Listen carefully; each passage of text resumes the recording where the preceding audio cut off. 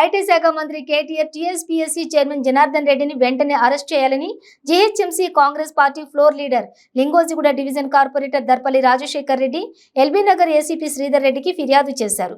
ఈ కార్యక్రమంలో శ్రీనాథరావు, రోహిత్, ప్రవీణ్ రెడ్డి, అమీర్ తదితరులు పాల్గొన్నారు.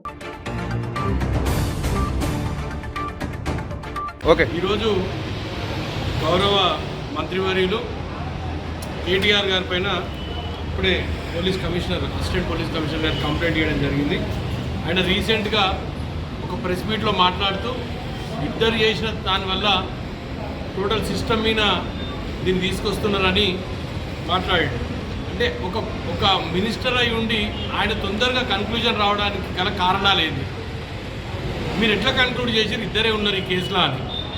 మేము దానికోసమే, ఎందుకంటే మీరంతా ఒక మినిస్టర్గా మీరే ఇద్దరు ఉన్నారని చెప్తే కేసు పక్కదో పడుతుంది టీఎస్పీఎస్సీకి సంబంధించిన పేపర్ లీక్ అని మేము ఇప్పుడే ఏసీపీ గారిని కలవడం జరిగింది. అదేవిధంగా ఇప్పటివరకు కూడా జనార్దన్ రెడ్డి గారిని రిజైన్ చేయలేదు, ఆయన అరెస్టు చేయలేదు. ఒక సంస్థకు చైర్మన్ ఆయననే పక్కన పెట్టి విచారణ జరుగుతుంటే ఏ విధంగా విచారణ కరెక్ట్గా జరుగుతుందని మాకు నమ్మకం లేదు. కాబట్టి కాంగ్రెస్ పార్టీ తరఫు నుంచి మేము ఒకటే కోరుకుంటున్నాం, కేటీఆర్ గారి పైన కూడా కేసు ఫైల్ చేయాలి.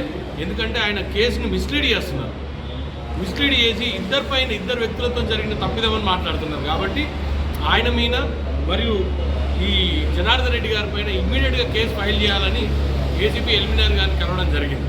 Thank you.